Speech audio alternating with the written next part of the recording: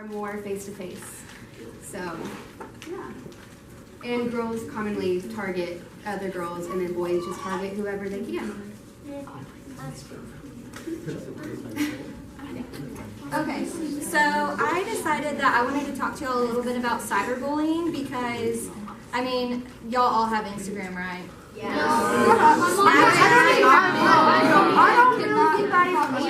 Well, good.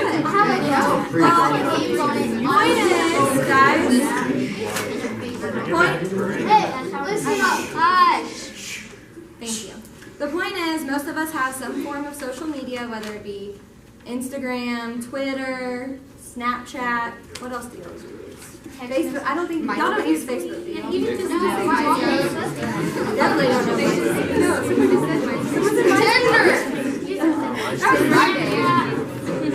even text messaging, y'all. That's not a social media, but cyberbullying can be done over any type of technology outlet.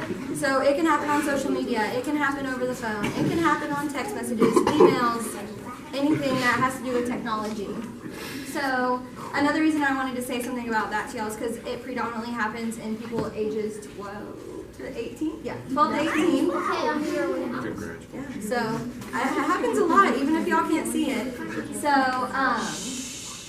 another thing to remember about cyberbullying is it can happen anonymously. So people can get on accounts and they can send hateful messages, hateful words to people, and you may not know it if, you know, your friend received a text message at midnight one night because it came from an anonymous number saying, oh, you're so ugly, everyone hates you, and then they feel bad about themselves, and, you know, that's a form of bullying.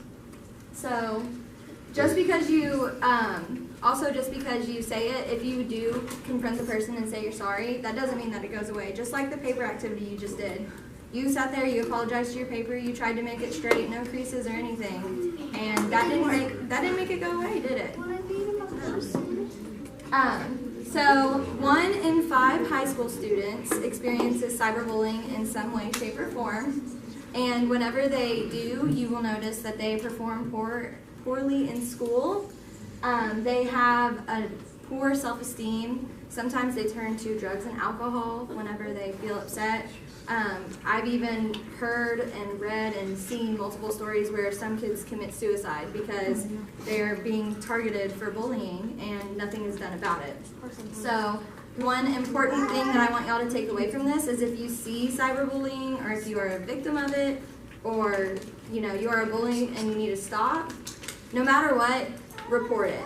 You know, go tell an adult about it, say something to somebody so that it doesn't go unnoticed because it is very important. Okay, so the next thing that I want us to do, raise your hand, please. I want examples of bullies in the Bible. I know y'all have probably gone over a few. Do some new hands. Satan. Good job. Number 1. Back. Goliath. Goliath. Good. What else? Cain. He killed his brother. That's pretty serious. Another one. You're doing so good. What about somebody, I would really like somebody in the back row to tell me.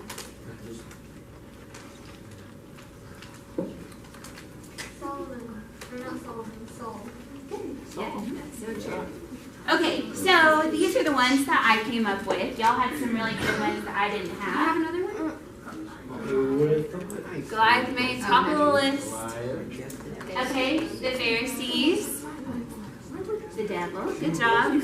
And then I'm going to read the story of the convicted woman. The devil? Okay, so it's John 8, 1 through 11. Jesus went across to Mount Olives, but he was soon back in the temple again. Swarms of people came to him. He sat down and taught them. The religious scholars and Pharisees led in a woman who had been caught in the act of adultery. They stood her in plain sight of everyone and said, "Teacher, this woman was caught red-handed in the act of adultery. Moses, in the law, gives order to stone such persons. What do you say?"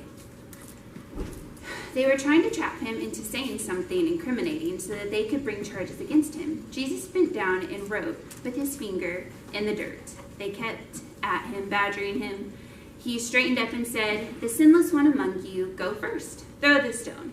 Bending down again, he wrote some more in the dirt. Hearing that, they walked away, one after another, beginning with the oldest. The woman was left alone. Jesus stood up and spoke to her. Woman, where are they? Does no one convict you and condemn you? No, Master, neither do I, said Jesus. Go on your way. From now on, don't sin. So, back to my very first slide that I presented about the definitions of bullying. In this story, it's an example of bullying because they take threats, they spread rumors, they are about to attack her physically and verbally. But then Jesus is there to intercept and just kind of say, who has the right? Who has the right to say someone's lesser than you? Think about your parents. They love you unconditionally, and they wouldn't want anybody to do that to you. So keep that in mind the next time. Do any of y'all have siblings? I do. You do? They're not Yeah. young, but they're Me too. This is my little sister, Julia. And there have been a few times whenever somebody's not so nice, and I get really mad because that's my little sister, and I love her. And so I just want y'all to think about that. The next time you might have something mean to say to somebody, think about their parents and the way they love them and their siblings. So we just want to be respectful. Okay, can I have 6 volunteers who have Bibles either with them or on their phone? You can borrow one. I have a Bible too. Okay. Did you want to? Can you look up Jeremiah 1:4-5?